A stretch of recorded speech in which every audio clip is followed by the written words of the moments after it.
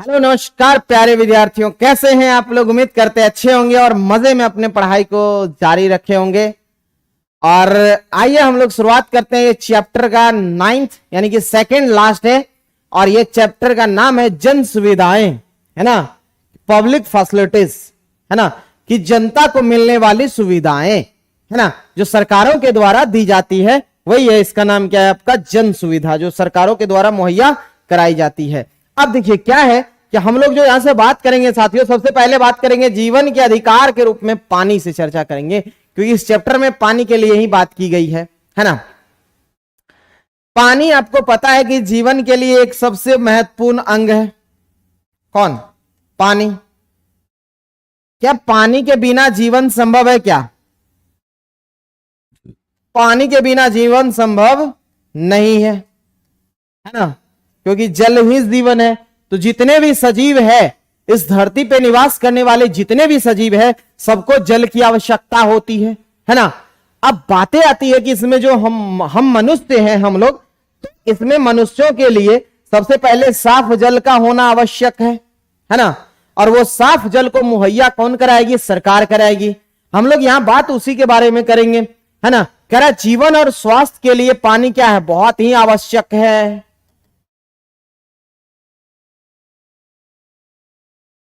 ये क्या है? बहुत ही आवश्यक है। और हमारे दैनिक जीवन में इसका उपयोग क्या होता है? अगर हम अपने दैनिक जीवन में, हम लोग के अपने दैनिक जीवन में अगर उपयोग की बात करें, तो ये पानी क्या है? एक मुख्य आधार है ना। आप चाहे खाना बनाइए, आप चाहे जो करिए, मतलब कोई भी काम पानी के बिना संभव है क्या? नहीं है ना। लेकिन बात यह भी है साथियों कि वो पानी कैसा है। अगर आपको यूज के लिए जो पानी आ रहा है, यह भी डिपेंड करता है कि वो पानी कैसा है ना।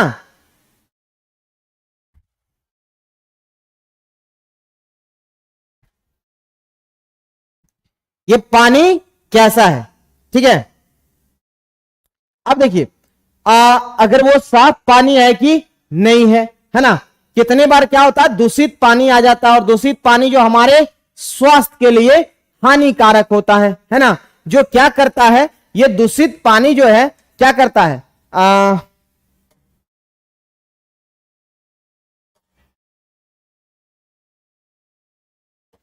दूषित पानी जो है साथियों, ये क्या करता है, मानव जीवन के लिए क्या है, खतरा बना हुआ है। जैसे बहुत सारे बीमारियां होते हैं, जैसे हैजा हो गया, पैचिस हो गया, है ना। उसके बाद आप देख लीजिए दस्त, मतलब उल्टी आना, ये स्टेप का जितने भी बीमारी, टाइफाइड हो गया, ये सब किससे होता है? दूषित जल से होता है। किससे होता है साथियों? ये दूषित जल से होता है ये बीमारी, है ना। तो इसके लिए जो हमारे जीवन का एक महत्वपूर्ण अधिकार है क्या? पानी। पानी के बिना जीवन संभव नहीं है। अब यहां देखिए, हम लोग याद करिए कि पीछे हम लोग ने कुछ आर्टिकल्स पे बात किया था। यहां थोड़ा सा बात करेंगे आर्टिकल 21 में। देखिए, वास्तव में आर्टिकल 21 में जब आप देखिएगा ना, तो उसमें लिखा हुआ है प्राण एवं दैहिक स्वतंत्रता। क्या लिखा हुआ साथियों? प्राण एवं दैहिक स्वतंत्रता, है ना। यानी कि राइट टू लाइफ, यानी जीवन जीने का अधिकार आपको देता है आर्टिकल 21। अब आर्टिकल 21 जीवन जीने का अधिकार देता है, ठीक है। अब देखिए, अगर यहां आप साफ पानी नहीं पी रहे हैं, अगर यहां पानी साफ नहीं पी रहे हैं, इससे क्या होगा? आपको बीमार पड़ेंगे। अगर बीमार पड़ता है व्यक्ति की मौत हो जाती है, तो बताइए, अगर मौत होने पे क्या हो रहा है? उससे जीवन छीना जा रहा है कि नहीं छीना जा रहा है? बताइए, इससे क्या ये आर्टिकल 21 का उल्लंघन है कि नहीं है ना। तो इससे क्या किया जाता है? जीवन छीना जा रहा है ना। तो हम लोग अगर इस तरह से अगर जोड़िएगा, तो एक तरह से आप कह सकते हैं कि स्वच्छ पानी भी क्या है? पानी तो बोल ही सकते हैं, लेकिन स्वच्छ पानी क्या है? यह जीवन का क्या है? अधिकार है। अगर आपको नहीं मिल रहा है, तो इसका मतलब आर्टिकल 21 का क्या हो रहा है? उल्लंघन हो रहा है ना। अच्छा देखिए, ये क्या क्या देते हैं, अब आपसे हम थोड़ा सा बात करेंगे इस पे, आर्टिकल 21 पे, ठीक है। आर्टिकल 21 में बहुत तरह की स्वतंत्रता दी जाती है, जैसे कि स्वच्छ पानी का अधिकार है, स्वच्छ पर्यावरण का अधिकार आपको मिलता है। किससे? आर्टिकल 21 से। यह मैटर आया था साथियों कब? कि एक मैटर हुआ था आपको, MC मेहतावाद आया था, स्वच्छ पर्यावरण के लिए इन्होंने बात उठाया था, है ना। और हम लोग ने 1979 की जनहित याचिका को पढ़ रखा है ना। जो जनहित याचिका में 1979 में जो आया था पहली बार, वहीं से जो ये जनहित याचिका 1970 PIL जो शुरुआत होता 1980 में, PN भगवती जो न्यायाधीश थे उस समय में, उनकी अध्यक्षता में जो शुरुआत हुआ था, उनको PIL का जनक भी उन्हीं को कहते हैं। उसमें MC मेहतावाद हो गया। उसके बाद एक सुभाष कुमार बनाम बिहार राज्य भी रह चुका है इसका पार्ट, क्योंकि बता दूं आपको कि जब टाटा स्टील जो टिस्को कंपनी लगा था बिहार झारखंड में, आपको पता होगा कुछ समय में वो भी किसका पार्ट हुआ करता था, बिहार का पार्ट हुआ करता था।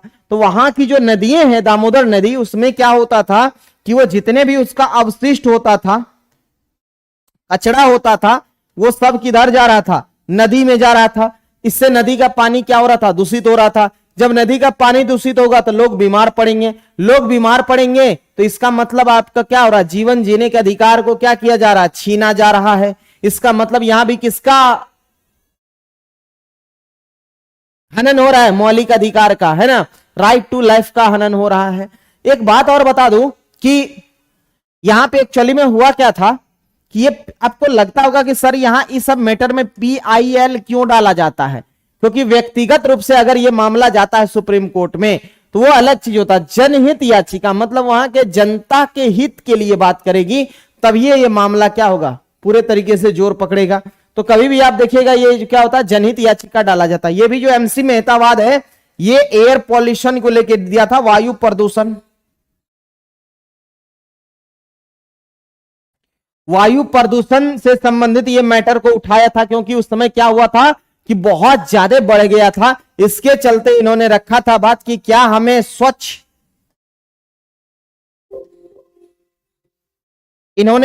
हवा, है ना, स्वच्छ हवा पाने का अधिकार की बात किया था कि क्या हमारे समाज को स्वच्छ हवा लेने का अधिकार नहीं है। अगर नहीं है तो उससे अन्य सारी बीमारियां होगी, लंग्स फेल होगा, है ना, अलग अलग टाइप की बीमारियां होगी, दम्मा होगा, टीबी हो जाएगा वैसे व्यक्ति को, तो उससे क्या होगा, उनके आर्टिकल 21 का हनन हो रहा है। इसका मतलब राइट टू लाइफ को छीना जा रहा है। ये सब मुद्दा उठा था उस समय में, ठीक है। एक मामला और है इसमें, और देखा बताते क्या है। अब जीवन जीने के अधिकार है, निजता का अधिकार है, विदेश जाने के अधिकार, जो मेनका गांधीवाद 1978 में मामला आया था, विदेश जाने का अधिकार भी किसका है, आपको इसी का है। एकांत में मतलब रहने का, एकांतता का अधिकार भी आपका है, एकांत में आप रह सकते हैं, है ना। बिहार मतलब किसी भी राज्य से बाहर नहीं जाने का अधिकार भी आपका है, कि कोई आपको भगा नहीं सकता, ये भी अधिकार इसमें है। उसके अलावा आपको बता दूं कि मनपसंद शादी करने का अधिकार भी साथियों इसी में है ना। अब कहिएगा ये कहां मिला सर आपको, तो ये 2017 का एक मैटर आया था, आपको बता दूं कि वो था सफीन जहां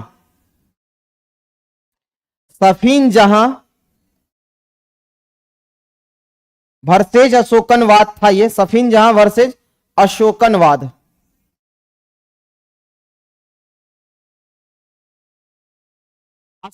ये मुद्दा साथियों ये उठाया था KM अशोकन ने, ठीक है। एक व्यक्ति है KM अशोकन, ठीक है। देखिए होता क्या है, ये KM अशोकन के साथ इनकी बेटी होती है, एक बेटी का नाम होता अखिला अशोकन। चलिए इसको रेड पेन कर लेते, ज्यादा अच्छा लगता है ना। उसकी बेटी का नाम होता है अखिला अशोकन,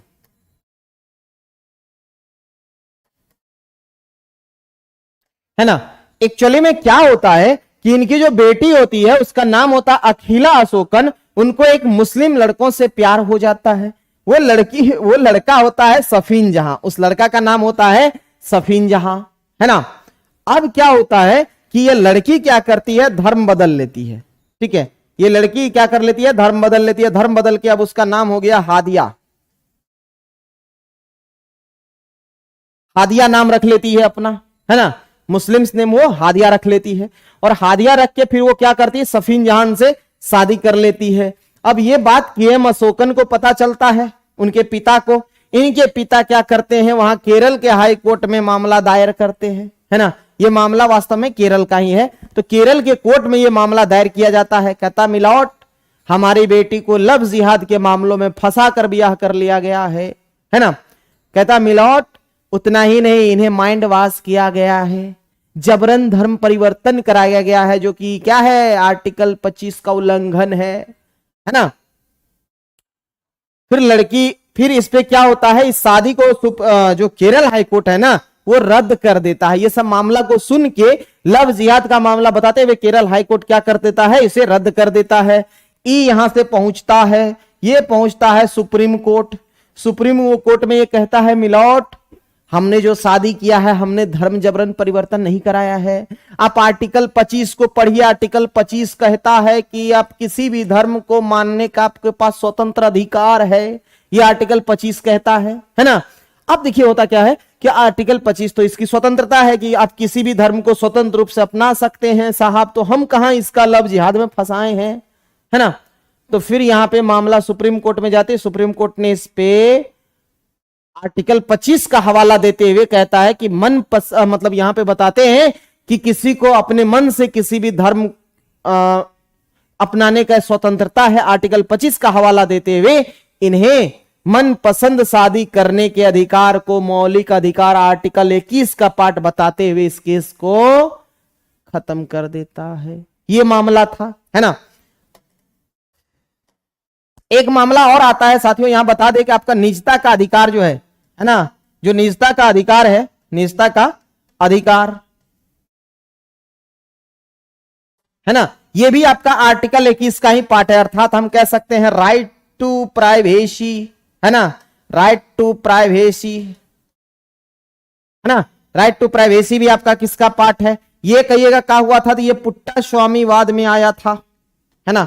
ये पुट्टा स्वामीवाद एक केस आया था 2017 में, है ना। इन्होंने ही सुप्रीम कोर्ट का दरवाजा खटखटाया, मिलॉर्ड मेरे साथ एक समस्या है। बोला क्या समस्या है बालकों, बोला हमारे निजता के अधिकार का हनन हो रहा है ना। मतलब कुछ चीजों में इनको जान के देखिए, आप अगर मान लीजिए कोई चीज आपके पास है, जैसे आपका फोन है, आप फोन लॉक है, जबरदस्ती आपसे फोन लिया जा रहा है किसी के द्वारा, चाहे वो पुलिस के द्वारा भी, अगर आप जबरदस्ती, मतलब कुछ वैसा मामला नहीं है मतलब आतंकी टाइप का, फिर भी आपके मोबाइल का जबरदस्ती आपको किसी व्यक्ति का द्वारा अगर आपसे खुलवाया जा रहा है लॉक और देखना चाह रहा है, तो वहां आपका राइट टू प्राइवेसी का हनन हो रहा है। ये भी इसका पार्ट है। तो स्वच्छ हवा लेने का, शुद्ध पानी पीने का, स्वच्छ भोजन खाने का, निःशुल्क सहायता शिक्षा पाने का, नहीं निःशुल्क स्वास्थ्य सेवाएं का अधिकार, मनपसंद शादी करने का, ये सारे अधिकार, मतलब विदेश जाने का अधिकार, गरिमापूर्ण तरीके से जीवन जीने का अधिकार, गरिमापूर्ण तरीके से मृत्यु का अधिकार, सबका सब अधिकार आपको कौन देता है, आर्टिकल 21। चलिए क्लियर हो रहा है, चलिए अब आगे बढ़ते हैं। इसमें कह रहा भारत जैसे देश में देखिए कितना 1600 से ज्यादा लोगों की मृत्यु पर डे हो रहा है, मतलब रोज होता है, ठीक है। कितने की, 1600 से ज्यादा का।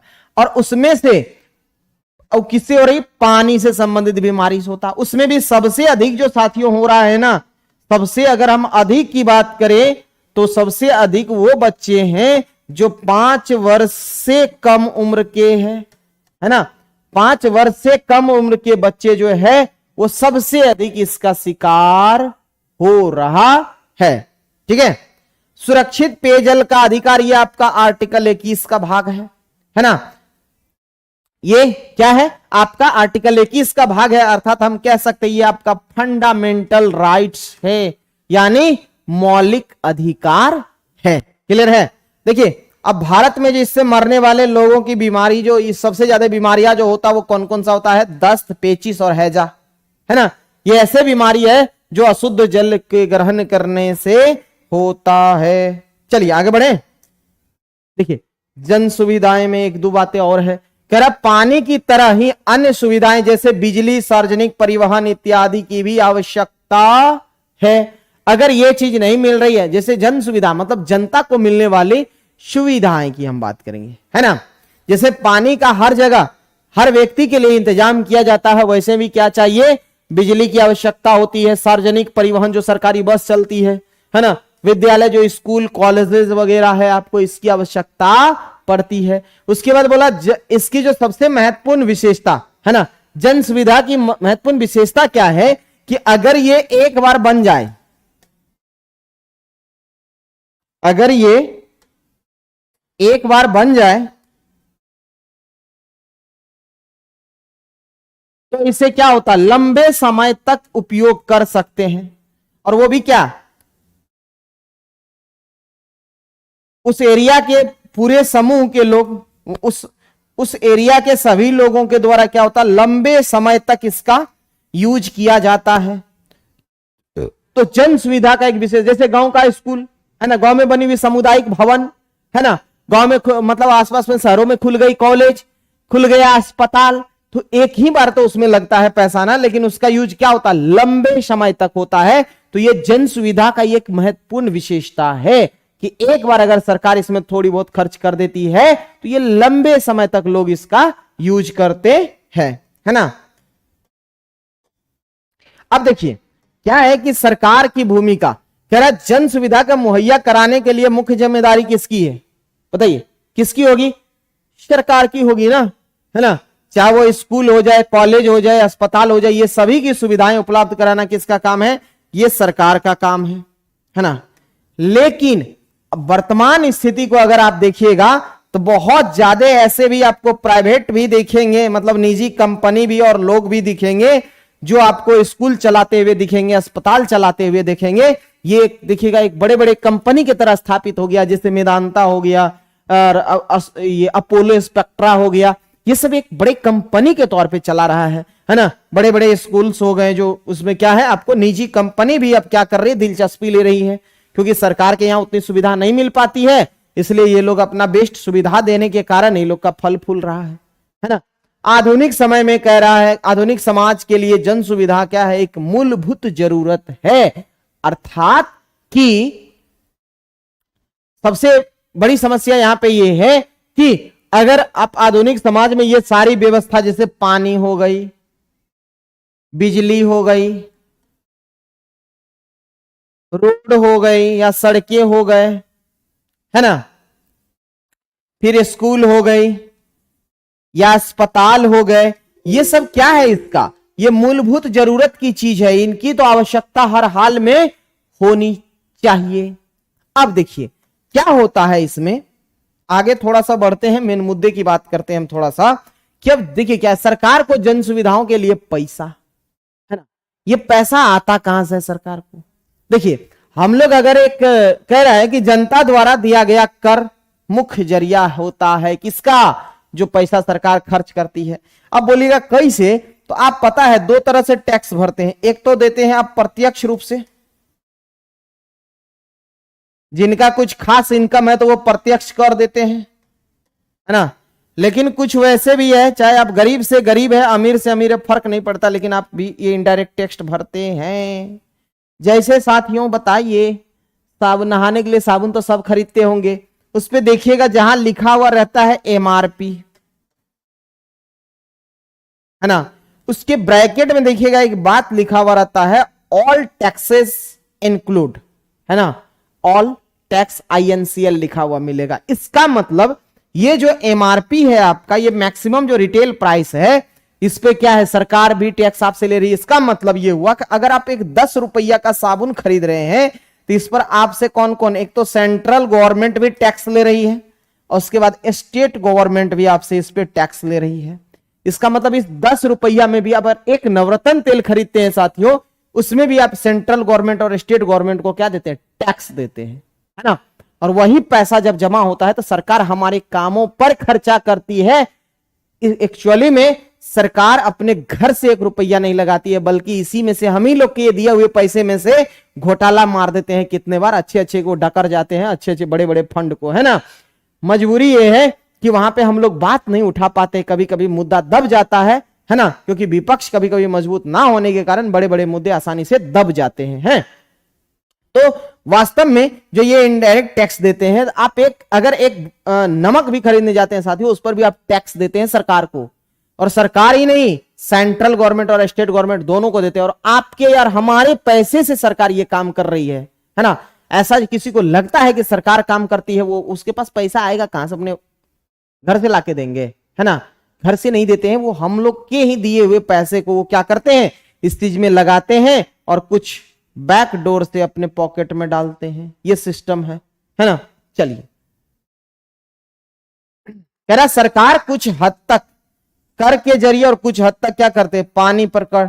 देखिएगा आप जो बहुत सारे ऐसे शहर है जहां पे पानी सप्लाई से आता है, क्योंकि वहां पानी की कोई व्यवस्था नहीं है, तो वहां पे क्या आता, सप्लाई से पानी आता। जब जहां सप्लाई से पानी आएगा साथियों, तो वहां क्या लगेगा, टैक्स देना पड़ेगा। जैसे हम लोग बिजली का बिल देते हैं ना, तो वहां भी पानी का क्या देना पड़ता है, बिल देना पड़ता है ना, वहां भी बिल पे करना होता है ना। तो ये सप्लाई के जरिए आता है और उसके चलते क्या होता है, बिल पे किया जाता है और वही सब पैसा से क्या होती है, सरकार इस पे खर्चा करती है ना। देखिए बजट में जन सुविधाओं के लिए योजना का ऐलान। देखिए बजट वास्तव में संविधान में ना इसका चर्चा ही नहीं है कहीं पे, बजट शब्द का चर्चा आप देखेंगे नहीं है संविधान में। यहां पे क्या है, तो यहां पे इसका चर्चा है वार्षिक वित्तीय विवरण से। इसे यहां पे क्या कहा जाता है, वार्षिक वित्तीय विवरण कहा जाता है। अब कहिएगा सर ये वार्षिक वित्तीय विवरण का जो आर्टिकल में कहा गया है संविधान में, तो किसी आर्टिकल में तो होगा क्या, ये तो कहीं होगा। तो ये पता है ये कौन सा आर्टिकल है, ये आर्टिकल 112 में लिखा हुआ है क्या, वार्षिक वित्तीय विवरण। ये बजट जो पेश होता है भारत सरकार, इसे भारत सरकार के वित्त मंत्री के द्वारा इसे पेश किया जाता है। अच्छा ये कब किया जाता है बताइए, ये कब किया जाता है, तो आपका 1 फरवरी को, कब किया जाता है, 1 फरवरी को किया जाता है ना। अच्छा इससे एक दिन पहले पता है कौन आता है, इकोनॉमिक सर्वे आता है, आर्थिक सर्वेक्षण आता है। आर्थिक सर्वेक्षण हमेशा 31 जनवरी को पेश किया जाता है। आर्थिक सर्वेक्षण क्या है, जो एक साल में आय और व्यय और जो मतलब लेखा जोखा है उसको दिखाया जाता है, एक दिन पहले इसको भी पेश किया जाता है। और 1 फरवरी को किसको पेश किया जाता है, वित्त मंत्री के द्वारा, तो बजट को। और बजट में ये अनुमान लगाया जाता है कि जो आने वाले 1 वर्ष है इसमें कितने रुपया आएंगे और कितने खर्च होगा, कितने स्वास्थ्य पर जाएंगे, कितने शिक्षा पर जाएंगे, कितने लोक कल्याण में जाएंगे, कितने पेंशन में जाएंगे, कितने इंफ्रास्ट्रक्चर में जाएंगे और कितने योजना में जाएंगे। ये सारे उसमें विवरण आपको देखने को मिलेगा, किसमें, बजट में। क्लियर है ना। चलिए तो बढ़ा जाए थोड़ा सा आगे। अब देखिए क्या है मुद्दा कि विकल्पों की तलाश। वास्तव में क्या होता है कि जब हमारे तक जो नगर पालिका वगैरह होता है शहरों में, जिसके जरिए जल की आपूर्ति की जाती है, आज भी आपको शहर में दिखेगा, लेकिन कितने बार क्या होता है कि ये कामयाब नहीं हो पाता है ना, ये कामयाब नहीं हो पाता क्योंकि इसको तो पैसा सरकार से मिलती है, खा के मस्त एकदम उलटले रहता है, ये लोग उतना काम धाम नहीं करता है, कामयाब नहीं हो पाता। इसके लिए कह रहा जलपूर्ति की जो काम है ये निजी कंपनियों को सौंप देना चाहिए। आप देखते हैं कभी कभी साथियों कुछ ऐसा काम है जो निजी कंपनी को दिया गया है, वहां काम करवाते हैं स्टाफ से जम के, है ना, क्योंकि कम पैसे में ज्यादा स्टाफ रख के ज्यादा काम करवाते हैं। उससे देखिए क्या क्या होगा, कह रहा दुनिया भर में सरकार की जिम्मेदारी क्या है, जलापूर्ति की, है ना, जलापूर्ति की क्या है, ये सरकार की जिम्मेदारी है ना। और यहां पे आप देखेंगे ये सरकार की जिम्मेदारी है, लेकिन बहुत निजी कंपनी जो आपको दिखेगा इस काम में साथियों, ये जो निजी कंपनी है ये आपको बहुत कम दिखेगा। निजी कंपनी जो है इस काम को करवाने के लिए आपको बहुत कम दिखेगा, है ना। इसमें सबसे ज्यादा कौन रहते हैं, आपको सरकार की भूमिका इसमें सबसे ज्यादा देखने को मिलेगा, है ना। अब देखिए दुनिया में बहुत सारे ऐसे क्षेत्र हैं जहां सार्वभौमिक जल का विकास हो चुका है। सार्वभौमिक का अर्थ क्या हुआ, सभी के लिए, है ना। तो इसमें क्या हो गया कि सार्वभौमिक जलापूर्ति की पहुंच हो चुकी है। इसका मतलब वर्ल्ड के बहुत सारे ऐसे कंट्री है जहां सभी लोगों को इसकी आपूर्ति पहुंच रही है। करा जहां हो कार्य, है ना, जहां जो कार्य निजी कंपनियों को सौंपा जाता है वहां भारी इजाफा। हाँ देखिए ये थोड़ा सा गलत लिख दिए हैं साहब ने, थोड़ा सा हम इसको सुधार लेते हैं। देखिए ये जो काम है ना जल आपूर्ति की काम, जहां निजी कंपनी को जब सौंपा जाएगा, हमने बता रखा है अगर निजी कंपनी के हाथ में जाएगा वो ज्यादा से ज्यादा इससे क्या करेंगे, काम लेने का प्रयास करेंगे और जम के इससे काम लेंगे, है ना। तो ये निजी कंपनियां क्या करते हैं, जब ये काम करवाए जिसमें आपको भारी इजाफा देखने को मिला है क्या, कि मतलब पानी अच्छे से वहां तक पहुंच पाते हैं, है ना। तो ये थी साथियों ओवरऑल का मुद्दा, है ना। अब हम लोग क्या करते हैं, आते हैं मेन किताब की कहानियां करते हैं, क्या क्या है उसमें, है ना। तो आइए हम लोग एनसीईआरटी के पन्नों पर देखिए, ये आपके सामने आ गया एनसीईआरटी के वो महत्वपूर्ण चैप्टर। ठीक है, चलिए अब हम लोग करते हैं इसको शुरुआत। ये अमू कुमार और चेन्नई में एक बार बस में सफर करते हुए ये लोग क्या करते हैं, अलग अलग इलाकों की सुविधा को देखते हैं और इस पर ये चर्चा करते हैं। देखिए यहाँ पानी के लिए कैसे ये लोग लाइन में लगी हुई है ना।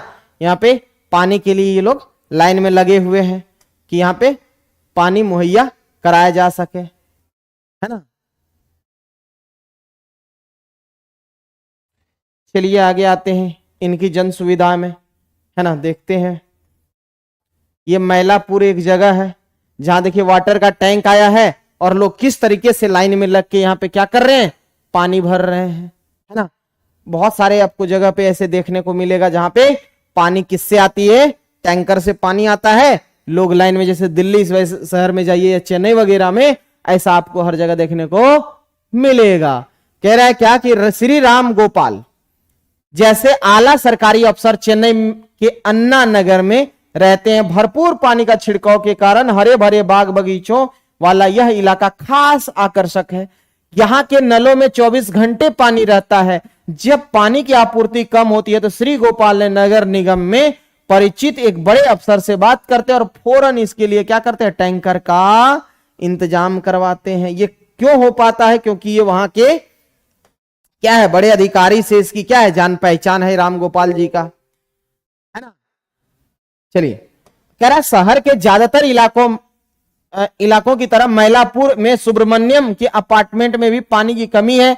यहां नगर पालिका 2 दिन से एक बार पानी उपलब्ध कराती, मतलब सोचिए 2 दिन में एक ही बार पानी उपलब्ध करा पाता, यह समस्या देखने को मिलता। कह रहा कुछ लोगों की जरूरतें निजी बोरवेल से पूरी हो जाती है, मतलब अपना बोरवेल करवा के, है ना। कह रहा है कि लेकिन बोरवेल का पानी कैसा होता था, खारा होता था। लोग उसे किस लिए यूज करते थे, शौचालय और साफ सफाई के लिए इस्तेमाल करते थे। दूसरे कामों के लिए क्या होता, टैंकर का पानी खरीदना पड़ता था। नॉर्मली आप दिल्ली में भी जाइएगा, जो बोरवेल वगैरह का है, या आगरा वगैरह जाइएगा ना, वहां भी आपको जो है ना वो खारा पानी आता है। जब नहाइएगा तो पता चलता है खारा पानी, है ना। ठीक है, सुब्रमण्यम टैंकरों से पानी खरीदने के लिए वो हर महीने कितने 500 से 600 रुपये खर्च करते और पीने के पानी को साफ करने के लिए उनके के लिए लोगों ने घरों में जल शोधन का उपकरण लगाए हुए हैं। अब चलिए कह रहा है कि माड़ीपक्कम का एक मकान सिवा पहली मंजिल के किराए पे रहता है ना। उसे 4 दिन में एक बार पानी मिलता। देखिए क्या क्या समस्याएं देखने को मिलती। कह रहा पानी की कमी के कारण वह अपने परिवार को चेन्नई नहीं ला पा रहा है। पीने के सिवा बाजार, पीने के लिए सिवा क्या करते हैं, बाजार से पानी खरीद के ले आ रहे हैं, क्योंकि पानी का कमी है भाई। अकेला है तो वो काम चला रहा है, लेकिन अगर फैमिली साथ में रहे तो मुश्किल है। अब देखिए पद्मा घरेलू नौकरानी है, वह सौदा पेट में क्या करती, काम करती और पास ही की झुग्गी के बस्ती में रहती है। उनके झुग्गी में का किराया कितना है, 650 रुपये हर मंथ है ना। माहवार का मतलब मंथली। कह रहा है उसका झुग्गी में ना तो शौचालय है और ना ही पानी का अन्य स्रोत है। इस तरह 30 झुग्गियों के लिए कोने पर ही क्या किया है, जल का नल है ना। और इस नल में 20 मिनट के लिए बोरवेल से पानी आता है और इस दौरान एक परिवार से ज्यादा से ज्यादा 3 बाल्टियां भरने का मौका मिलता है। सोचिए, क्योंकि पानी 20 मिनट के लिए आएगा और एक ही आदमी ज्यादा से ज्यादा भरते रह जाएगा तो क्या हाल होगा सोचिए, बाकी तो ऐसे ही रह जाएगा। कह रहा इसी पानी को लोग नहाने और धोने और पीने के लिए इस्तेमाल करते हैं। गर्मियों में पानी इतना कम हो जाता है कि कई परिवार को पानी ही नहीं मिल पाता है ना। कह रहा उन्हें टैंकरों में कई घंटे इंतजार करना पड़ता है, मतलब कि टैंकर आएगा तो पानी उसे मिल पाएगा। ये सिचुएशन है यहां पे, है ना। देखिए ये है आपका दिल्ली का जो दिल्ली में लोग पानी भर रहे हैं, वही चीज को यहां पे दिखाया गया है आपके सामने, है ना। दिल्ली का जल टैंक है, वाटर टैंक। कह रहा जीवन के अधिकार के रूप में पानी। अब यहां से शुरू करेंगे आपका आर्टिकल 21 को। कह रहा जीवन और स्वास्थ्य के लिए यानी पानी आवश्यक है, न केवल यह हमारी दैनिक जरूरतों को पूरा करने के लिए आवश्यक है, बल्कि पीने का साफ पानी बहुत सारी पानी में होने वाली बीमारियों को भी ये रोक सकता है। क्योंकि अगर साफ पानी नहीं पिएगा तो हैजा, टाइफाइड, पेचिस, अलग अलग तरह की दस्त वगैरह बीमारियां हो जाएगी, है ना। कर भारत की स्थिति यह है कि जिन देशों में दस्त, पेचिस, हैजा जैसी बीमारियों का सबसे ज्यादा मामला भारत में देखने को मिलता है, उनमें से उसका स्थान काफी ऊपर आता है। किसका? भारत का। कर पानी से संबंधित बीमारियों के कारण हर रोज 16 से 100 से ज्यादा, मतलब 1600 से ज्यादा मौत के मुंह में चले जाते हैं। उनमें से ज्यादातर क्या है? 5 साल से भी कम उम्र के बच्चे होते हैं, क्योंकि इनका इम्यूनिटी, इस बच्चे का इम्यूनिटी का उतना तगड़ा होता नहीं है। सबसे ज्यादा समस्या इसी को आता है। करा कि अगर लोगों के पास पीने का पानी और सहज रूप से उपलब्ध हो तो इन मौतों को क्या किया जा सकता है? रोका जा सकता है। अब आते हैं साथियों वही संविधान के आर्टिकल कौन सा? 21 पे। कह रहा है कि इसके अंतर्गत पानी पीने का अधिकार को भी क्या माना है? जीवन का अधिकार, क्योंकि पानी नहीं पिएगा जीवन खत्म हो जाएगा। और जीवन का अधिकार, जीवन जीने का अधिकार कौन देता है? आर्टिकल 21 देता है, हमने बता रखा है। कह रहा है इसका मतलब यह है कि अमीर गरीब हर व्यक्ति को यह अधिकार है कि वह उसे सस्ती कीमत पर दैनिक जरूरतों को पूरा करने के लिए पर्याप्त मात्रा में पीने के लिए पानी मिले। कहने का मतलब यह है कि पानी क्या है? सार्वभौमिक, इस पानी तक सभी की, सार्वभौमिक मतलब क्या? सभी की पहुंच होनी चाहिए। दूसरे शब्दों में कहें तो सबको क्या मिलना चाहिए? पानी मिलना चाहिए। कह रहा उच्च न्यायालय और सर्वोच्च न्यायालय ने कई मुकदमों में यह कहा है कि सुरक्षित पेयजल का अधिकार क्या है? मौलिक अधिकार है, अर्थात आर्टिकल 21 का पार्ट है ना। 2007 में आंध्र प्रदेश उच्च न्यायालय ने पानी में गंदगी के सवाल पर महबूब नगर के जिले के किसान द्वारा लिखे गए पत्र के आधार पर चली सुनवाई इस बात को फिर दोहराया कि पत्र भेजने वाले किसान की शिकायत थी कि एक कपड़ा बनाने वाली कंपनी के उसके गांव के पास स्थित जलधारा में विषैले रसायन को छोड़ रही है और उससे भूमिगत पानी क्या हो गया है? दूषित हो गया है, जो कि सिंचाई और पीने का स्रोत है। इस मुकदमे के आधार पर न्यायाधीश ने महबूब नगर के जिला कलेक्टर को आदेश दिया कि वह गांव के प्रत्येक व्यक्ति को हर रोज कितना लीटर पानी उपलब्ध कराए? 25 लीटर। सोचिए क्या 25 लीटर से हो जाएगा? संभव है 25 लीटर से आराम से काम मतलब सब काम करने का। देखिए आपके सामने सस्टेनेबल डेवलपमेंट गोल की बात करेंगे तो क्लीन वाटर एंड सस्टेनेशन के लिए अगर बात करें तो ये गोल नंबर कितना कहता है कि सभी को जल और स्वच्छता का ध्यान रखना, मतलब स्वच्छ जल और स्वच्छता की आवश्यकता है, गोल नंबर 6 में कहता है। अब देखिए जन सुविधाएं, कह रहा पानी की तरह अन्य सुविधाएं भी हर व्यक्ति के लिए क्या है? इंतजाम किया जाना चाहिए। पिछले साल अपने स्वास्थ्य, मतलब पिछले सब्जेक्ट में हम लोगों ने स्वास्थ्य और स्वच्छता इन 2 सुविधाओं के बारे में पढ़े थे। कह रहा इसी तरह बिजली और सार्वजनिक परिवहन, विद्यालय, कॉलेज, अनिवार्य चीजें भी क्या है? इन्हीं जन सुविधाओं में आता है ना।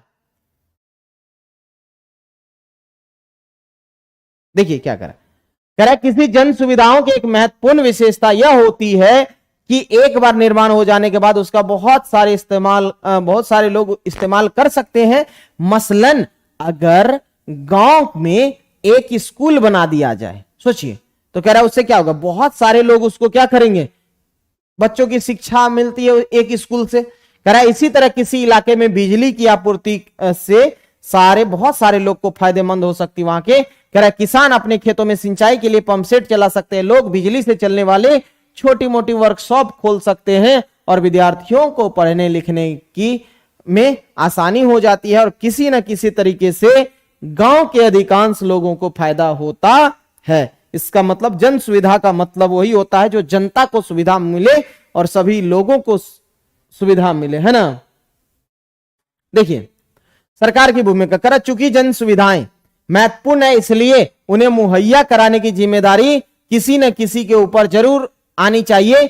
जी हां, यह जिम्मेदारी सरकार के ऊपर आती है और सरकार बहुत सारी महत्वपूर्ण जिम्मेदारियों में से एक यह है कि सभी लोगों को इसी तरह के जन सुविधाएं मुहैया कराए।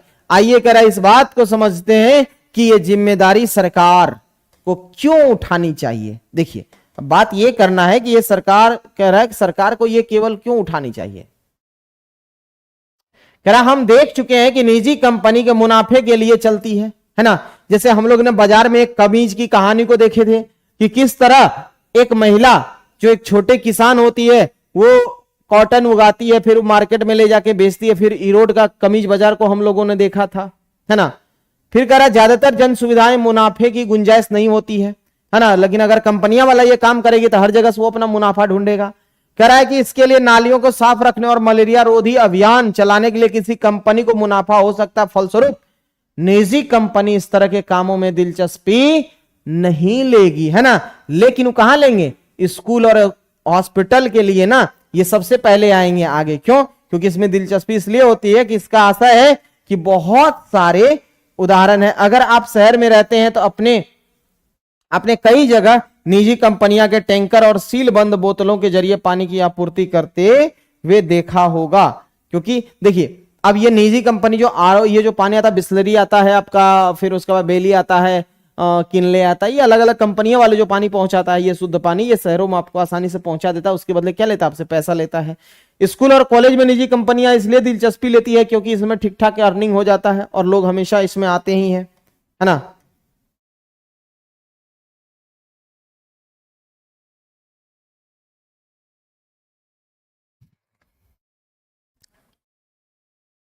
करा ऐसी स्थितियों में निजी कंपनियां जन सुविधाएं मुहैया कराती है, लेकिन उनकी कीमत इतनी ज्यादा होती है कि लोग उसका खर्च नहीं उठा पाते हैं। मतलब सब उसका खर्च नहीं उठा सकते हैं, है ना। समस्या ये भी है।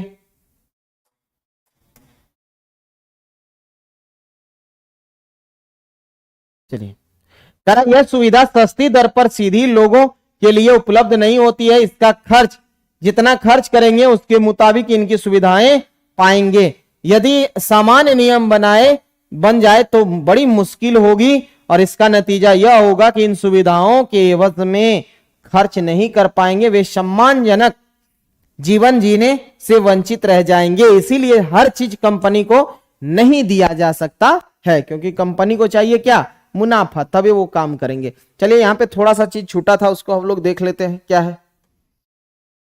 देखिए, भारतीय संविधान में एक बात की चर्चा की गई है। देखिए, ये स्कूल का आपको फोटो दिख रहा होगा, है ना, जो बच्चे पढ़ते हैं, है ना।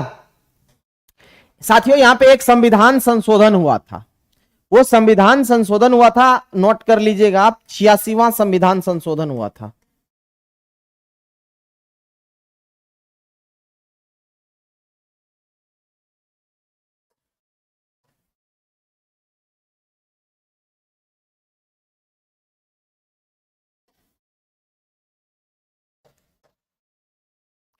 छियासीवां संविधान संशोधन होता है साथियों 2002 में। अब इसमें क्या किया गया था कि शिक्षा के अधिकार को ना डीपीएसपी से, पहले ये राज्य के नीति निर्देशक तत्व में था, वहां से निकाल के कहां लाके रख दिया, इसे मौलिक अधिकार में रख दिया, यानी कि आर्टिकल 21 के ए में रख दिया है। ठीक है, आर्टिकल 21 के ए में रख दिया है। यानी कि बच्चों को 6 से 14 वर्ष के बच्चों के लिए सरकारी स्कूल में या स्कूल और कॉलेज में निःशुल्क शिक्षा की जो व्यवस्था की गई है वो क्या है आपका, ये मौलिक अधिकार है। और ये 86वां संविधान संशोधन 2002 के तहत जोड़ा गया है 6 से 14 वर्षों के बच्चों के लिए निःशुल्क स्कूली सहायता का। ठीक है, चलिए, तो वही कह रहा है कि बच्चों का ये शिक्षा का अधिकार की गारंटी कौन देती है, सरकार देती है। इस अधिकार का महत्वपूर्ण पहलू यह है कि सभी बच्चे को समान रूप से स्कूली शिक्षा उपलब्ध हो, है ना।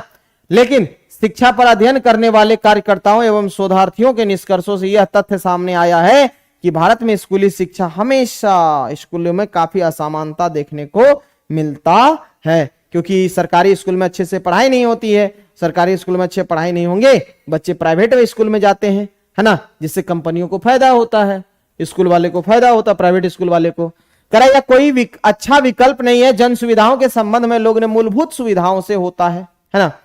कह रहा किसी आधुनिक समाज के लिए जरूरी है कि वहां इन सुविधाओं का इंतजाम हो ताकि लोगों के मूलभूत जरूरतों को, देखिए मूलभूत है ना, अब मूलभूत जरूरी आपका क्या है, जरूरत की चीजें क्या है, स्वास्थ्य, शिक्षा, और उसके बाद अच्छे सड़क, मतलब ये सारी जो सुविधाएं, ये मूलभूत सुविधाएं, बिजली की आपूर्ति, मूलभूत सुविधाएं है ना। करा संविधान में जीवन के अधिकार का आश्वासन दिया गया है कि वह देश के सभी लोगों को प्राप्त है, इसलिए जन सुविधाएं मुहैया कराने की जिम्मेदारी लाजमी तौर पर किसके ऊपर होनी चाहिए, सरकार के ऊपर होनी चाहिए। ठीक है, चलिए यहां थोड़ा सा कहानी दिया हुआ है, देख लेते हैं, फिर नीचे आएंगे, है ना। करा देखिए ये सब स्कूल जाता है और स्कूल देने के बाद यह बात करता है कि देखो कितने रोड ऊपर खावर थे, सड़कों पर बत्ती भी नहीं है, पता नहीं रात को क्या हालत होती होगी, ये सब बात करते हुए जा रहे थे वो चेन्नई में, है ना। तो कह रहा है, कुमार कहता है झुग्गी बस्ती में तुम और क्या उम्मीद करोगी, है ना। अमू कहती है कि देखो झुग्गी बस्तियां ऐसे क्यों होती है, क्या जन सुविधाएं नहीं होती है। अब कुमार कहता है मेरे ख्याल से जन सुविधाएं उन लोगों को होती है जो बस्तियों में ठीक ठाक घरों में रहते हैं, वहां टैक्स भी मतलब कर चुकाते हैं। अमू कहती है अच्छा सरकार की जिम्मेदारी नहीं है कि वह केवल ठीक ठाक बस्तियों को ही नहीं बल्कि सभी को जन सुविधाएं मुहैया कराए। तुम ऐसे क्यों कर रहे हो, क्या बस्ती के लोग देश के नागरिक नहीं है कि, है ना, मतलब ये कह रहे हैं कि ये झुग्गी झोपड़ी में रहने वाले लोग क्या ये देश के नागरिक नहीं है, उसे कुछ क्या अधिकार नहीं है। तो कुमार अब गुस्से में कहता पर ऐसे तो सरकार दिवालिया हो जाएगी। अमू कहते चाहे जो हो रास्ता तो निकालना पड़ेगा। क्या तुम कल्पना कर सकते हो कि सड़क पर पानी बिजली बिना झुग्गियों में कैसे जिंदगी होगी, है ना। यहाँ दोनों भाई बहन में बात होते चलता है कि क्या कभी ऐसा संभव हो सकता है अगर पानी की कमी रहे तो लोग यहाँ कैसे जिंदगी अपना जी पाएंगे, है ना। देखिए अब कह रहा है कि जन सुविधा, सरकार को जन सुविधाओं के लिए पैसा कहां से आता। हम लोगों ने बात कर रखा है कि हर साल सरकार ने संसद में क्या करते हैं, बजट पेश करता है। कितने तारीख को, 1 फरवरी को हमने बता रखा है। बजट शब्द का संविधान में उल्लेख है क्या, नहीं है। वार्षिक वित्तीय विवरण का उल्लेख है और कहां है, संविधान के 112 आर्टिकल में बात करता है ना। आर्टिकल 112 कहता है कि वार्षिक वित्तीय विवरण 1 फरवरी को पेश किया जाता है।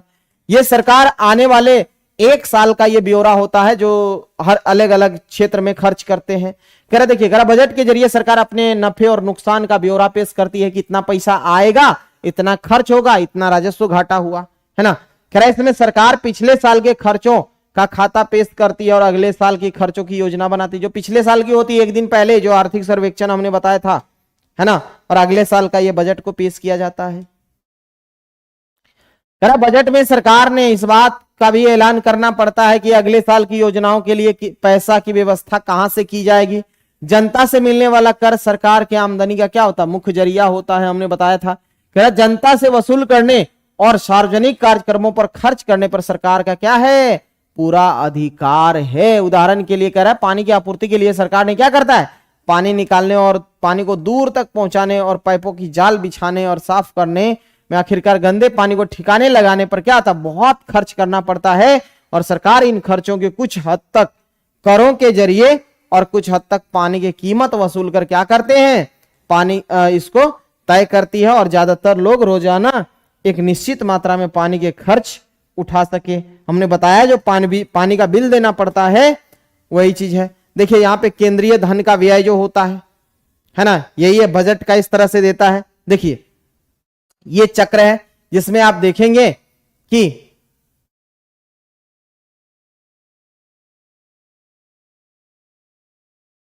ये 2018-19 का बजट है आपका, है ना।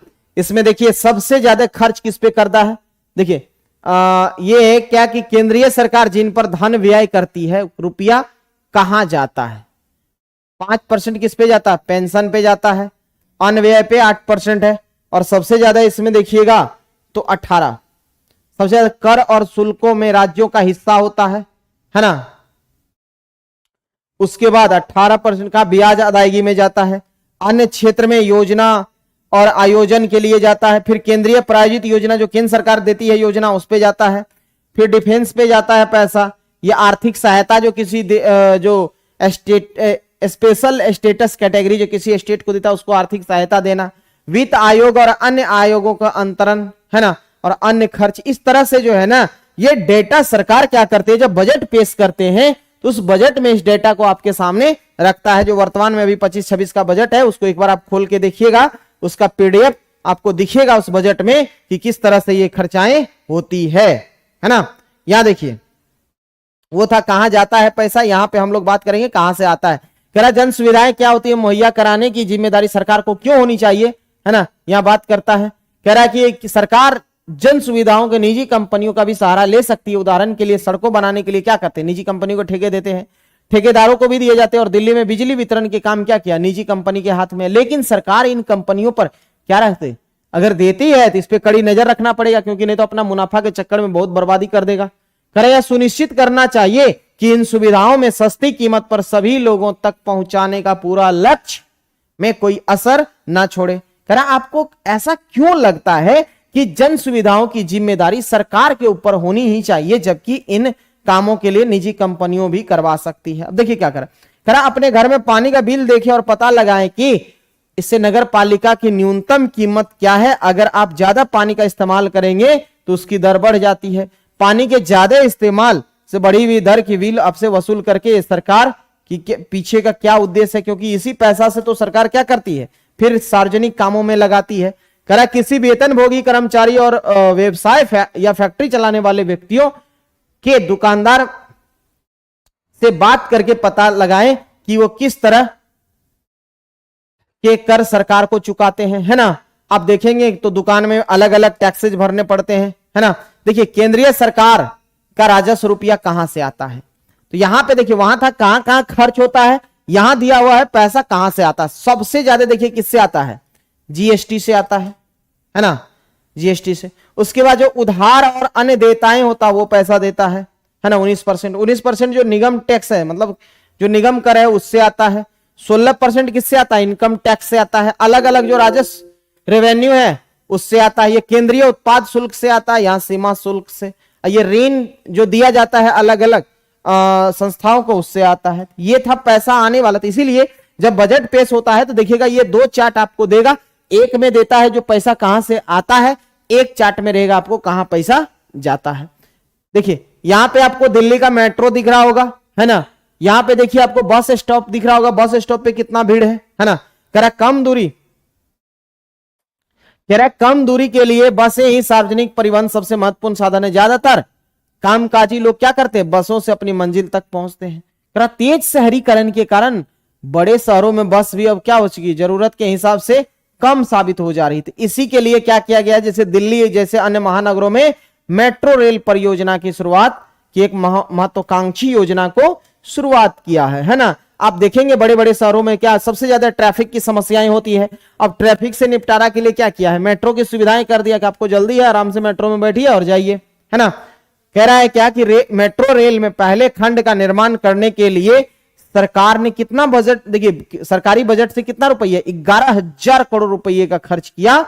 और कुछ लोगों का कहना है कि अगर सरकार सार्वजनिक बस प्रणाली में सुधार पर ध्यान देती तो इतने भारी खर्चों का जरूरत नहीं पड़ती, है ना, और लोगों की जरूरत भी पूरी हो जाती है ना। कह रहा आपकी क्या राय है इस चीज के लिए, तो अपना राय को रखें। देखिए क्या है कि अगर देखा जाए तो अगर डेंसिटी को बढ़ते हुए, डेंसिटी को मद्देनजर रखते हुए ये भी जरूरी था, है ना।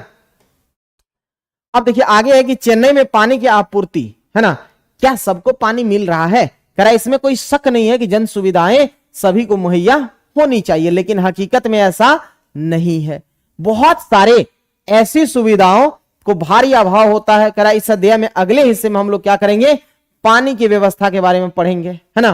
कह रहा यह जन सुविधा बहुत मायने रखती है, जैसा कि हम लोगों ने इस अध्याय के शुरुआत में हम लोगों ने देखा। कह रहा जैसे पानी, चेन्नई में पानी की भारी कमी है ना। नगर पालिकाओं के आपूर्ति से शहर की लगभग आधी जरूरत ही पूरी हो पाती है। कुछ इलाकों में नियमित रूप से पानी आता है, कुछ इलाकों में बहुत कम पानी। जहां पानी का भंडारण है किया गया है उसके आसपास के इलाकों में क्या होता है, ज्यादा पानी आ जाएगा, जबकि दूर में क्या होगा, दूर की बस्तियों को कम पानी मिल पाएगा, है ना। तो ये समस्याएं देखने को मिलती है। देखिए यहां पे कि ग्रामीण इलाकों में मनुष्य और मवेशी दोनों के लिए पानी की जरूरत पड़ती है, और हैंडपंप, कुआं, तालाब, कभी कभी छत पर स्थित टंकियों में पानी मिलता है ना। और इससे क्या होता है, कह रहा इनमें ज्यादातर निजी स्वामित्व और शहरी इलाकों के मुकाबले ग्रामीण इलाकों में स्वामित्व सार्वजनिक जल आपूर्ति और भी ज्यादा अभाव है, क्योंकि ये आपको गांव में बहुत कम दिखेगा जहां जल की समस्याएं हैं। शहर में तो पूरा हो जाता है, अगर ग्रामीण इलाकों में समस्या तो वहां मुश्किल है ना।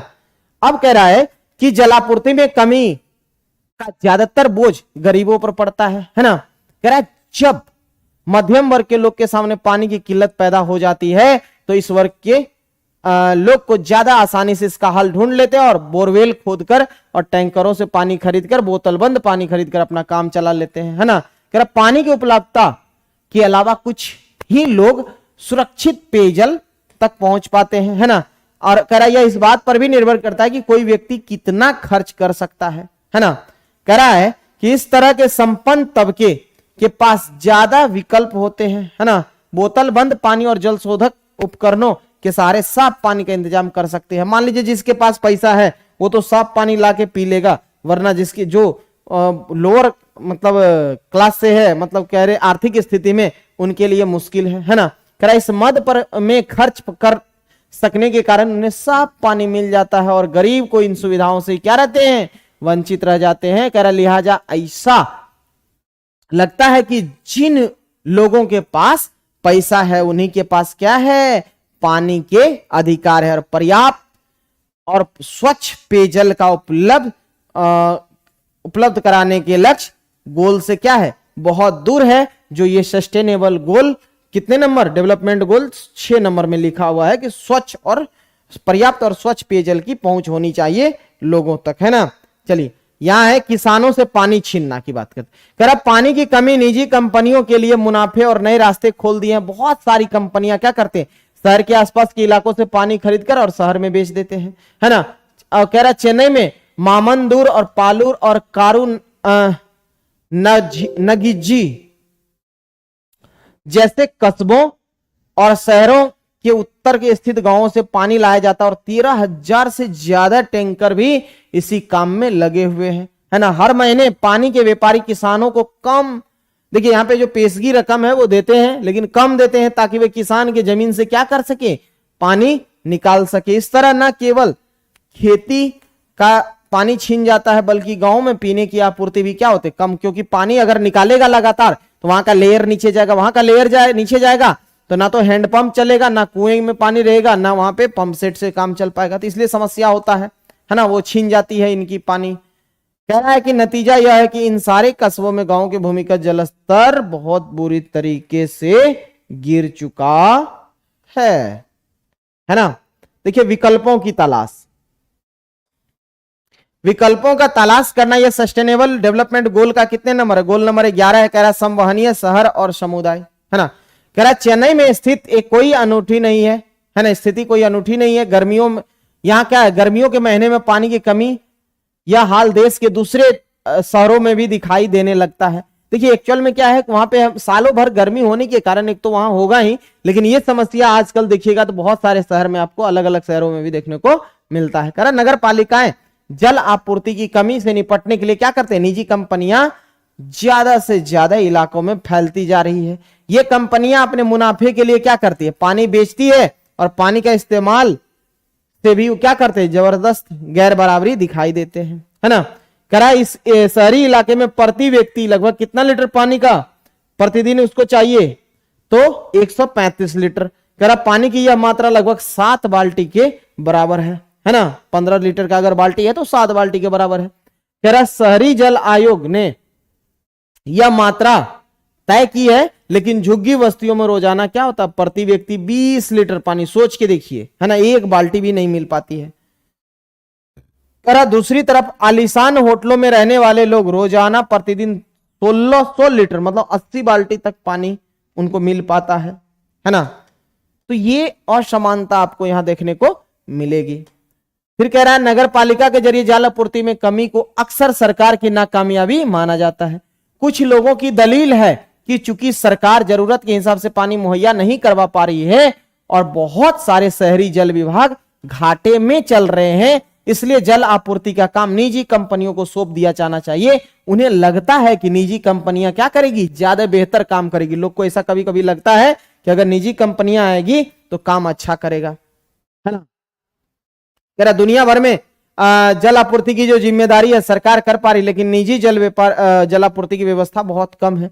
दुनिया में ऐसे कई क्षेत्र है जहां क्या है, सार्वभौमिक जल आपूर्ति तक पहुंच हो चुकी है। अब देखिए यहां आपके सामने है दिया हुआ, कह रहा क्या, पोर्तो एलग्रे में सार्वजनिक जल आपूर्ति, ये ब्राजील का एक शहर है। कह रहा इस शहर में बहुत सारे लोग गरीब है, लेकिन गौर करने वाली बात यह है कि दुनिया के दूसरे ज्यादातर शहरों के मुकाबले शिशु मृत्यु दर बहुत कम है। नगर जल विभाग ने सभी लोगों को स्वच्छ पेयजल मुहैया करा दिया है। शिशु मृत्यु दर में गिरावट के पीछे सबसे बड़ा कारण क्या है, पानी है, वो भी कैसा, साफ पानी है, कम कीमत पर रखी गई है, जो गरीबों को केवल आधी कीमत ली जाती है, और विभाग को जो फायदा होता है उसका इस्तेमाल जल आपूर्ति के सुधार के लिए किया जाता है। ठीक है, कह रहा जल विभाग का काम पारदर्शी ढंग से चलता है ना। मतलब काम देखिए, अगर जहां पारदर्शी ढंग से चलेगा ऑटोमेटिक वहां पे काम बेहतर होगा। यहां तो एक तरफ से पैसा लिया जाता है, दूसरी तरफ से जेब भर लिया जाता है। करा विभाग के कौन सी योजना हाथ में लेनी चाहिए, इसके बारे में लोग मिलकर तय करते हैं और जनसभाओं में जनता प्रबंधकों के पक्ष सुनती है और जल विभाग की प्राथमिकताएं तय करने के लिए वोट, मतलब इसके लिए वोट के जरिए फैसला करती है ना। चलिए अब और क्या है देख लेते हैं। कह रहा जहां जल आपूर्ति की जिम्मेदारी निजी कंपनी को सौंपी गई है, कुछ मामलों में पानी की कीमत में क्या हुआ, भारी इजाफा हुआ। वहां बहुत सारे लोग पानी की खर्चा उठाना संभव नहीं हो पाया। ऐसे शहरों में लोगों का विशाल प्रदर्शन हुए। बोलीविया जैसे देश में क्या हुआ, दंगे भी वहां पे क्या हो गए, फेल हो गए, जिसके दबाव में सरकार ने क्या किया, निजी हाथों से छीनकर दोबारा अपने हाथ में ली और उस काम को आगे बढ़ाया। अब देखिए भारत में सरकारी जल विभाग की अगर हम बात करें तो कह रहा है कि भारत में जो जल विभाग की सफलता के कई उदाहरण रहे, लेकिन ये उदाहरण कम है। इनकी कुछ सफलता जो है इनकी कुछ क्षेत्रों तक सीमित दिखाई दे। जैसे मुंबई में जल आपूर्ति विभाग ने अपने खर्चों को पूरा करने के लिए जल शुल्क के जरिए क्या किया, पर्याप्त पैसा जुटा लेता। और हाल ही में रिपोर्ट से पता चला है कि हैदराबाद में जल विभाग के दायरे में इजाफा हुआ है, इसकी आमदनी बढ़ी है। और चेन्नई में जल विभाग ने वर्षा जल का संचय करके कई योजनाएं शुरू की है ताकि भूमिगत जल स्तर को क्या किया जा सके, सुधार किया जा सके। पर पानी की ढुलाई और वितरण के निजी कंपनियों की भी सेवाएं ली जा रही है ना। लेकिन पानी टैंकरों की दर से सरकारी जलापूर्ति विभाग तय करता है और वही उन्हें काम करने की इजाजत देता है। इसलिए टैंकरों को अनुबंधित कहा जाता है, मतलब कि ये कॉन्ट्रैक्ट पर आता है और सरकार तय करती है ना, सरकारी डिपार्टमेंट तय करती है। और इसीलिए लोग देखिए यहाँ पे आपको दिख रहा होगा, है ना। क्या मुंबई में उपनगरीय रेलवे स्टेशन के सार्वजनिक परिवहन, है ना, यह दुनिया के सबसे घना यातायात, मतलब यहाँ पे घना ट्रैफिक सिस्टम मार्ग है ना। यह रेलवे से हर रोज 65 लाख यात्री, सोचिए, एक जगह से दूसरी जगह जाते हैं और 300 किलोमीटर से ज्यादा लंबे नेटवर्क चलने वाली ये रेलवे नेटवर्क के इस स्थानीय ट्रेनों के जरिए दूर दूर तक रहने वाले लोग शहर में काम ढूंढने के लिए जाते हैं। करा इस बात पे गौर करें कि शहरों का रहन सहन की भारी लागत के कारण ये लोग क्या होता है, साधारण मेहनतकश लोग शहर में नहीं रह सकते, अर्थात जो कम कमाने वाले हैं वो शहर में नहीं रह सकते, इसीलिए वो शहर से दूर में रहते हैं। रोज यहाँ क्या जाते हैं, काम करने के लिए जाते हैं, है ना। ये देखिए स्वच्छता संबंधी सुविधाओं का विस्तार के लिए क्या किया है। हमारे पखाने शौचालयों में उन्होंने हैरानी से कहा, देखिए क्या, कि हम तो बहादुर हैं, हम तो बाहर खुले में जाकर क्या कर लेते हैं, अपना काम निपटा लेते हैं। लैट्रिन तो हमारे जैसे बड़ों के लिए होती है ना। अछूतों को ये शिकायतों को याद करते हुए महात्मा गांधी ने वक्तव्य दिया था। राजकोट में स्वच्छता समिति 1896 में बनाए थे, है ना।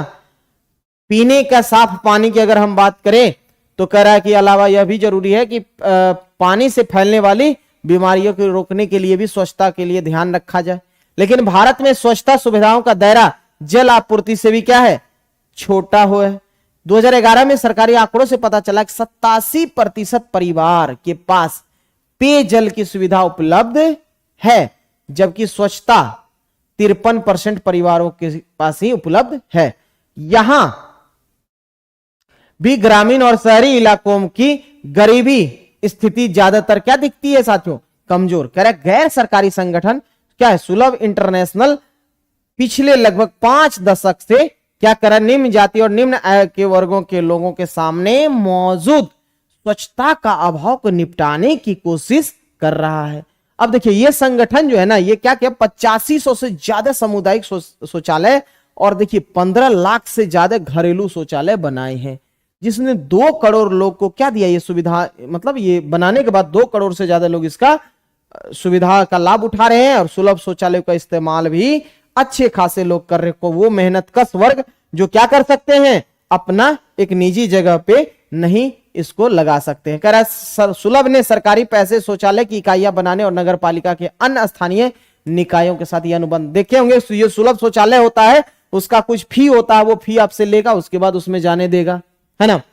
कह रहा है कि स्थानीय विभाग ने इन सेवाओं की स्थापना के लिए क्या किया, जमीन मुहैया कराए, जबकि रख रखाव के और लागत के प्रयोक्ता से मिलने वाले पैसे से इसको क्या किया जाता है, पूरे तरीके से इसमें इस्तेमाल किया जाता है। सुलभ शौचालय में देखिए यहाँ उस समय कितना था, 2 रुपया, अब जाइए आपसे 10 रुपया से 20 रुपया वसूला जाता है स्टेशन पे, है ना।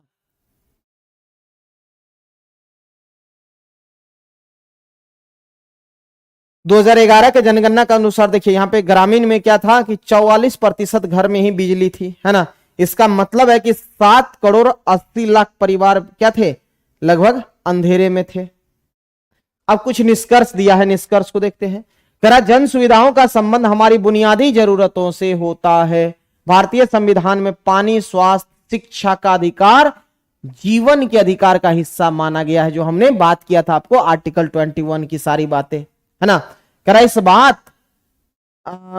प्रकार सरकार की एक अहम जिम्मेदारी यह भी बनती है कि प्रत्येक व्यक्ति को पर्याप्त जन सुविधाएं मुहैया करवाएं। करा लेकिन इनके इस मोर्चे पर संतोषजनक प्रगति नहीं हुई है। आपूर्ति में कमी है और वितरण में भारी असमानता देखी जाती है। महानगरों में और बड़े शहरों के मुकाबले कस्बों और गांवों तथा इन सुविधाओं की स्थिति का क्या है, बहुत खराब स्थिति है ना। आप अगर किसी छोटे शहर को देखिए या बड़े महानगर को देखिए, वहां की स्थिति देखिए, या ग्रामीण एरिया देखिए या शहर देखिए, तो कहीं ना कहीं दोनों आपको यहाँ पे देखने को मिलेगा असमानता। कह रहा संपन्न बस्तियों के मुकाबले गरीब की जो बस्तियां हैं वहां सेवाओं की स्थिति क्या है, कमजोर है।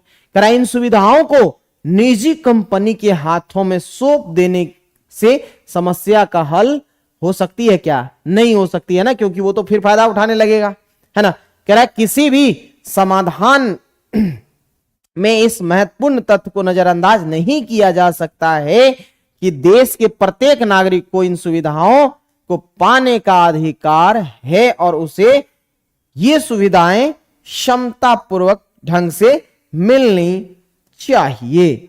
ये था ओवरऑल साथियों कहानी इस चैप्टर का। तो कैसा लगा आप लोग को कमेंट सेक्शन में जरूर बताइएगा। मिलते हैं आपसे इसके अंतिम चैप्टर जो कानून और सामाजिक न्याय है उसके साथ। तब तक के लिए bye bye, good night, love you all, take care.